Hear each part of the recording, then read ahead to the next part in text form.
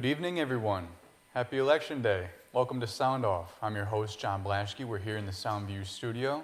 I have a very special guest today, a free spirit. I'm going to be interviewing her for the first 15 minutes. After that, we're going to have the chance for you to call in and ask our guest any questions. Today, I have Margarita, and she has started up a few of her own organizations. She's a very spiritual person, and we're going to get to not at the bottom of it. People are very deep, but we're gonna scratch the surface, just the tip of the iceberg. Would you mind telling me a bit about yourself? Well, thank you for having me. Thank you for being here. I am a Latina business owner. I am a end-of-life doula, which started because of caregiving, 10 years of caregiving, an author, an artist, and a life coach. Very creative person. You've done a bit of it all. Which would you say was the organization that got it started for you, that got you set on this path? I started one was in 2018 with two co-hosts, which is Ajusta Tu Corona. We started because we saw a need for the Latina women in our community, but we've broadened it because it's been many women of all walks of life. And two of us are domestic violence victims and teen moms, and then one of us is a molestation and rape survivor.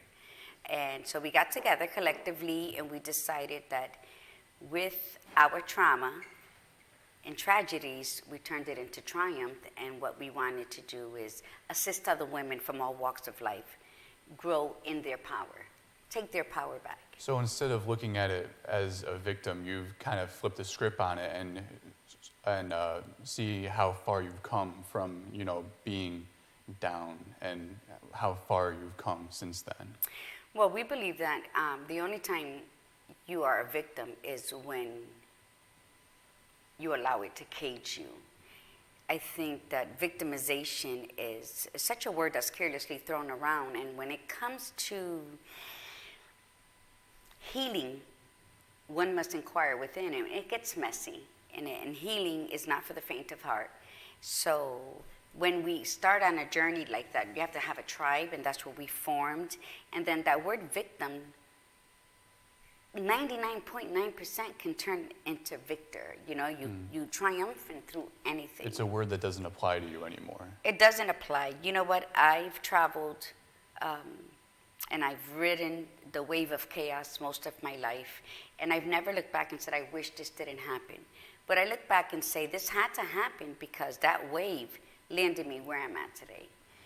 There's a good JFK quote, don't pray for easier lives, pray to be stronger. Pray, give me the strength to fight back. And obviously you've come very far since then. You've utilized that strength. How exactly, you've mentioned to me a bit about how you use the creative process to overcome those struggles. Would you mind delving into that a bit? Yes, I started writing at 13, and I was still in the midst of my molestation. From the age of 6 to 14, I was in the throes of being molested. So I started writing as a way to displace myself from the scenario that was happening there. And ever since then, I haven't stopped writing. That's my, how do you say, that's my driving down, in a way. It's continuing to write your own story. Yeah. And so then the art started when my husband was dying from ALS. I've always been a free spirit. Backpacks always been ready in a corner in my house, pick up and go. And then we got married 2 weeks before our first wedding anniversary. He gets diagnosed with ALS. The following month, he's totally paralyzed. And I go from newlywed wife, full-time employee, to stay-at-home 24-hour nurse. So the sadness, the sorrow, the grief, because you're making sure they have everything to be comfortable, but the end result. So then one day I found some paint that my son left, and I started painting, and that way I learned how to transfer all my sorrow and my grief and my pain and my anger, because now I'm like feelings of trappedness, onto canvas with one brushstroke at a time. And that saved my life at the tender age of 45. So you realized something for yourself, you realized that this is a method that worked for you, and you decided to put it more out there to help other people, saying this is something that helped me. I can use this same sort of strategy to help other people in similar situations. And also with my husband, because once I started doing that, then you're paralyzed. You know, he can roll his wheelchair from the bedroom, living room, and his man cave. So what I started doing was taking him outside and putting paint on his wheels and have him roll over canvas. So we created a series called The Essence of Life. So what I do prior to coming back here to take care of my mom, I was meeting with vets because 60% of the ALS patients are vets, and having them create this art so that when they're no longer here, their families will have a piece of them with them.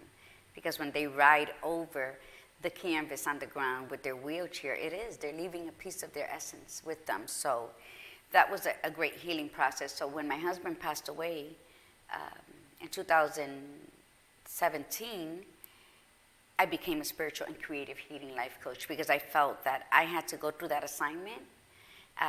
Why I did, it was to open up new avenues to assist other people in healing. It's such a beautiful way to remember a loved one through art, like thinking about what you were going through at the time when the piece was created, but also like remembering like the happy memories of them and what inspired you to actually want to make something for them to remember them by. It's very beautiful. Yes, it is beautiful. I've kept most of the paintings, but some I have donated to ALS fundraisers because they're one of a kind. Mm-hmm. They're all different colors, and it's a piece of him. Like I can look on the wall and smile because it'll trigger that memory and take me back to that moment when he was actually feeling like he was of service in this world. Although he was paralyzed, it made him feel like he was a part of something. And that's what I do with the people that I have paint. And I don't charge for it. It's one of the most important things that we can do as people is create for one another, and helping people to realize that they can create for themselves. It's very empowering, like you were saying. It's in us all. It's within us all, and that's what I try to tell people. When I say that I do sacred healings, it's not that I'm a witch doctor, I'm going to do magic. What I'm trying to say is that we all possess such a power within us to heal ourselves, and just by a simple touch, a hug, or a kind word, we can heal someone else. You're trying to get people in touch with that. Themselves. They must feed their spirit the same kind words that we give a stranger, and then we go home and then we berate ourselves because either we ate too much or whatever, because I've heard some stories. And the thing is that the same way I can tell my sister, you're so beautiful. You know, I have to look at the reflection in the mirror and tell myself, you did a good job today, Margarita. And although I felt like, you know, my mom passed away this March. My husband passed away March 10th, 2017, at home. And then I took my mom to Florida with me. She passed away March 13th, 2021. And they both passed away in the same bedroom that today serves as my bedroom. Wow. So that's why I then became an end-of-life doula. Because the miracles you see when you see someone take their last breath, it's peaceful and beautiful. And although we're hurt because they're gone, but it's the same transition. You know, for every beginning, there's an end. Just thinking of like the whole culmination, like like the Alpha film. Yeah, it's like from beginning to end. It's like seeing that whole culmination come to like that one point. It's like everything that they live for. You know, it happens to all of us. But you're there, and you're comforting. You comfort yourself. And if you keep in mind, and that's another way to feed your spirit, is for every beginning there's an end, right? And if you keep that in mind, then you just learn how to value what's in the in between. That's why I say my favorite age is now. You know, it's not about a number. It's about where I'm standing now, and that's what I try to teach people. Appreciate where you're at every moment of your day, and the sun will always shine for you. When you say the sun will always shine for you, where do you tend to see that light like shining through, like throughout the day, like just like the little things? Because my favorite season is fall, when the leaves are dying, you know, and everything goes bland and is preparing for the winter frost. Because and then in spring is my favorite. Those are my two favorite. Why? Because everything dies that's no longer of service in autumn, right? And then in spring, without the assistance of anyone or anything, they pop out right through the snow or the ice. It's their will to live. It's their will to rise above it. And if you look at those 2 seasons that we see every year of our lives, it goes to teach you that no matter if it's raining and it's a cloudy day, my favorite days are thunder, lightning, and rain. Why? Because you know that what follows is life. It's a freshness. It's a new adventure to start something new. You know, it's like every time you fall and you rise up, you rise a bit smarter than before you fell. It's like the event itself is scary, but what comes after it's more, I guess, interesting. Like it's like a call for adventure, like you were saying.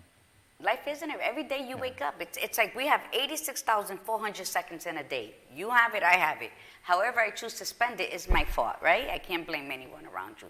But we have that amount of time every day to make a difference in our life, to then that overflow goes in to make a difference in our loved ones' lives, our co-workers, you know, because we all have to coexist.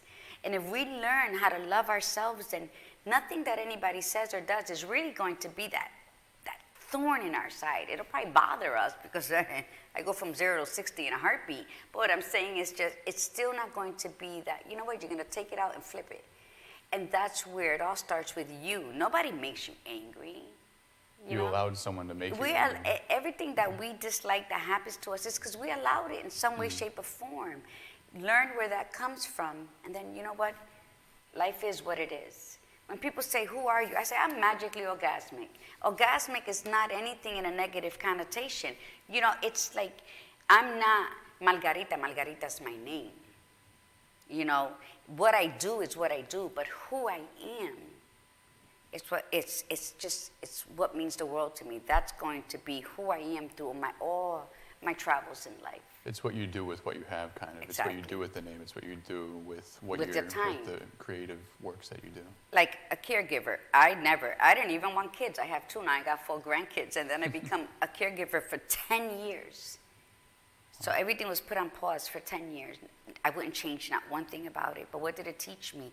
It teaches me that, you know what, every moment we have is precious, and every day is a learning, and you know what, I might not like it. If I didn't become a caregiver for my husband, I would have never have discovered my passion for painting. And now it's such a pivotal thing for you. It's like so important. And I paint. I have some, and my house is like a gallery. People like sell it. I'm like, I don't paint to sell. If I sell it, that's fine. I paint because it's just a release. It's my release. Can we talk more about your foundation, how you help other women? So that's your method for your creative outlet. So that's how almost like you work through your pain. So with your organization, do you promote like the same methods for other women, or it's different for everyone? You just try to help them find their own creative outlet? Well, the 3 women that are involved in this, Lillian and Francia, we all have a different approach on life.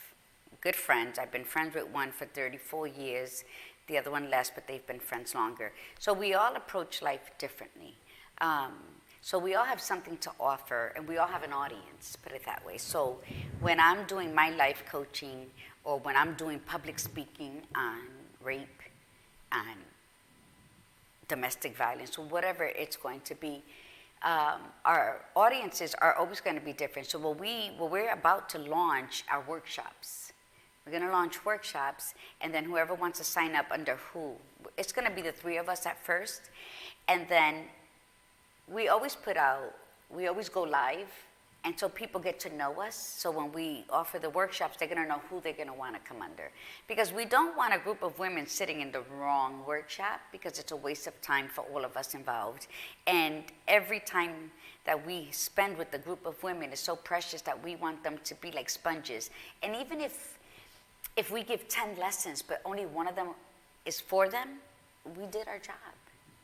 So it's like you all specialize in one thing, but you want the people listening, you want them to be able to choose the one that would be most impactful for them. Most impactful for them. It's people tend to understand their own wants and needs, so it's a way to like get them in, sort of, where it's like they see one thing that they like and they say, well, I like doing this anyway, so not only will this help me heal, but I'll do something that I enjoy in the process. Yeah, because we do have activities that make you forget what's going on around you.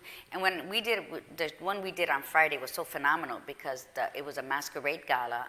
Sorry, where can we find these classes that you're talking about? Well, it's on the website is ajustatucorona.com. Okay. It's adjustyourcrown.com. There we have our little banner there at the bottom for those that are viewing at home. That's the website that you could find Margarita on. Yes, and then we have the Ajusta. Now, the Ajusta tu Corona, what we do is we're going to have we had this was our 4th annual event that took place on Friday. Mm-hmm. And we had an activity where they had to write on one side of the plate how people view them. And then on the inside, they had to write how they view themselves. Well, it's really an hour long, but we had to cut it. And we had markers, and these women all galaed up, were like little kids with their markers, getting all the colors. And one of them really broke my heart. On the outside, she said people see her as a fashionista, as powerful, as strong, as beautiful, because she was, all of this stuff. Then when I turned the plate and how she viewed herself, I would have never thought that's how she viewed herself. She viewed herself broken and empty and insecure. And she told me, I want you to keep this plate. She said, because I never knew that this is what I thought about myself. Because she finally, not only did she have to say it, but she had to write it, and then she had to hear it back and read it back. And that's when it's most impactful. So when we get together, and we have all these women together, and they see all of us, and then when it's time to sign up for a class, they'll navigate to whose energy they can relate to, because everything's energy.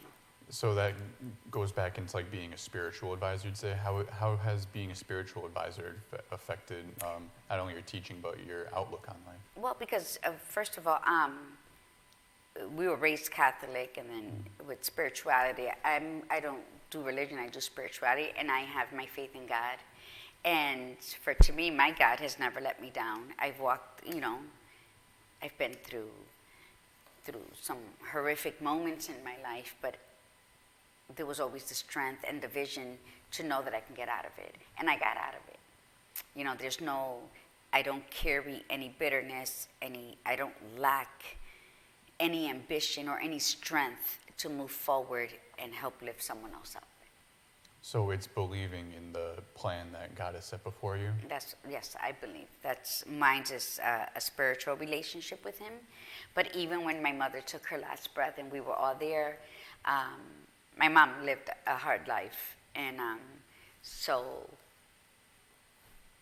when she took her last breath, it was like, I don't even know how to explain it, but it's like her face all went like this and her wrinkles disappeared. It was like we witnessed a miracle, and the hospice nurse just was shocked. So it's like, for every dark cloud that might be following you around, the rainbow's always going to come out. And if you live in that way, you always know that, it's always going to be okay. But you got to work to make it okay, and you got to change the narrative of your thoughts, and you have to say, I've been through the ringer and back, but I'm not that person anymore. Look at where I've reached. Look at where I've come thus far. Regardless of what happened, I'm here. And if you look at life that way and get out of that closet where all the negatives are surrounding you, there's no limit to what you can accomplish in your life. So you want to, in a way, reverse like the cycling of like negative thoughts, negative energy, and you want to start cycling the positive ones, turning them into things that are positive. So have like that brighter outlook where like the sun is shining through. I want you to value both. You need to value the ugly so that you can appreciate the pretty. You need to that storm that's coming, that's going to wash out your beautiful garden you just made. You're going to be upset, but then you have to value that, because then you'll know how to build a better one. And it's always a learning process. So I can never say that I wish none of that ever happened to me. If you didn't know what the bad was, you wouldn't know what the good was either. And even now, you do things, and there's a possibility it's not going to come out right, but you're going to do it either, and you're like, oh, Vay, why did I let that happen? But then you're like, okay, so now I know. So it's just like you're training yourself to just appreciate it, and you can't get away from the darkness, because you'll miss the light. And if you're always in the light, you're not going to appreciate what you have. So it's all about a value of balancing both, accepting both, and knowing that it happened before, it's going to happen again, but this time, if It's you accepting learn, that they're inevitable. yeah, you're going to know how to mold it. You know, forgiveness takes courage, right? Forgetting takes a lifetime. And letting go takes wisdom. But how do you get to the part of letting go? You have to go through the process. And that's what life is a process. Very well said. So. Very good. Very good spiritual advisory. Would you mind telling me about the books that you've written? In 2006, I wrote Soul Searching for Peace, a book of tears shed in print. I hadn't cried. Since the age of 6, I stopped crying. So that's why the book were my tears. And I wrote about the rape. I wrote about my parents who were presently absent, being a teen mom. And it was a book of poetry and prose, but it was my life story broken up in chapters. And then in 2018, I wrote Doing It My Way, Pushing Back Against ALS, the Eric Chapman story about my husband, how he was given a death sentence. He was told he would live 2 to 5 years, and he flipped it and says, let's just live. So we learned to live, with, being held hostage by ALS, and we just, we argued, fussed, and laughed every day. We kept it normal. We appreciated each day we had, and we didn't even think about the day would come when he would go. We just knew that all we had was today. So that's what that book's about. It's about treasuring what you have, owning your now and living in your moment. And if you can do that, then the past can't hurt you or haunt you, right? Mm-hmm. And the future can't make you anxious because you're too busy living with what you have right now. In a way, you've already accepted the inevitable. Yes, and that was that. And then I did one second print of the first one. It's like 300 pages, and the first one was like 120. So I did the second version, part 2 of Soul Searching for Peace, a book of tears shed in print, because, I cried a little when my dad died 14 years ago. I didn't cry when my husband died 4.5 years ago. And then my mother, who I resented for most of my life, and then for the past 4 years, we're taking care of her. And then she dies, and the floodgates opened. And it was and I've lived in my seasonal sadness for a couple months now. But, I hate it. I associated crying with being weak and pathetic. And it has been like don't make me cry right now because my mascara is going to run. But it's been the most healing part of it all. So I'm currently in a book. Her Badass Story will launch on the 9th, but it's a collective with 8 other authors that I'm writing in. But soon after that launches, my next book will come out, and it's called Come Hug Me. Being raised with no kind of warmth from your parents, no hugs, then you learn not to. And then you get, molested, and then you get raped, and then you don't want nobody to touch you, and I couldn't hug my kids. And then when I decided to say, okay, I'm going to surrender and allow myself to be comforted by the people who love me, my husband gets paralyzed with ALS. So it was like, what the hell? So now I said, no, I'm just going to write the book, Come Hug Me, and explain the many different hugs. Because I'm a tree hugger today and a crier. But it's all part of healing on my time, not on the time people say I should cry. Can you explain to me how your process, what healing means to you, and how you've seen how you heal change from when you were younger to where you are now? Most of my healing happened at the Camino de Santiago. After my husband died, I went to Spain and walked the 500 miles from France to the northwest part of Spain. That's amazing. It took me 31 days. And that's when I was just me, no connection to anybody outside of my path in front of me. And I came to terms with everything that was at that moment. And the healing is it's hard. It's like a battle, because you got to let go of comfort zones. So the healing comes with just saying, I did that journey to release the old person, and so that then I can introduce myself to the woman I became after ALS. Very I hope I powerful answered story. that correctly. Yeah, no, that, Healing is like, we'll be here all day. Yeah, I mean, it's obviously, it's such like it's a broad topic too, because you said how everyone heals differently. And I mean, that story alone of walking 500 miles from Spain to France, that's quite a journey. And I can see how, it just gives you a lot of time to reflect. All you have to do is reflect during that time. You just walk 7 to 8 hours a day. It's appreciating the scenery too as you go. I'm sure it was beautiful. Beautiful, beautiful, beautiful. It was a beautiful thing. Oh, here we are. Hello, welcome to Sound Off. You're here with John and Margarita. You have a question? John, yes, listen, you have a very interesting guest this evening. And I heard her mention that she wrote a couple of books. And could you ask her again the titles of her books and maybe a little more in depth what they're about and where someone can find those books? Thank you.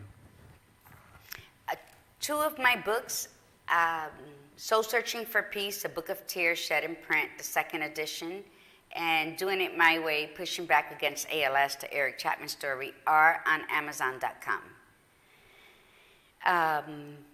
Soul Searching for Peace was a release of shame, of lack of love, no love, just lust. And it was a book of finally getting my power back by speaking my truth on what it is to grow up in a home where love was not the ingredient. So that was that, teen mom, and about just love, talking about love. And regardless of what happens, when love lets you down, you keep on loving. So that's what Soul Searching for Peace was. And love not meaning in the sense of a person, but in the sense of self. So Soul Searching for Peace is mostly discovering your love of self through all the traumas, dramas, and chaos that happens in one's life. Doing It My Way, Pushing Back Against ALS, is just a story of Eric Chapman's life, who got ALS at 45 and died at 50. And what happens in between was the most important part of his journey, was the love, the friendships that he encountered, coming in tune with all of his senses. Since he had no mobility, he learned to listen closely. He learned to feel energy around him, and he learned to speak his truth and his fears. That's what that one's about. Well, I also would like to ask her about her experience a little bit as a life coach. Do you feel that in your tenure as a life coach, you've managed to put people on a more positive track in their life, maybe turned a lot of people around? What can you tell us about that? Well, with my coaching, I connect with people where they currently are standing, and then we do a lot of layering. It's like an onion. We peel back the layers and layers until we reach the core of the issue that they have. Sometimes they think that life just is so horrible for them, but when you peel it back, it just comes to be that maybe, they lost their first love, or they miscarried their first child. And it's something that it's not all life encompassing, but what it can be is just one issue that they have to learn how to heal from. Okay. Well, thank you very much. Okay, well, listen, thank you very much. And John, your guest was very interesting tonight. Of course, I always enjoy watching your show. Thank you. She certainly is very All right. interesting. Have a good night. Good night. Margarita, you do have a very moving story. And I can't believe the time went fast. It did, yeah. We all have a great story to tell, John. You do. And the thing is, say it with no shame, with no guilt, with no fear. Speak your story in your voice and dance to the sound of your heartbeat. It's finding your creative outlet, whether it's art or writing. Whether it's dancing, whether it's laughing, that's what it is. Just seek it out. Seek who you are. Well, thank you very much, No, Margarita. you're very welcome. Take care. Good night, everyone. Sweet dreams. We'll be here again next Tuesday.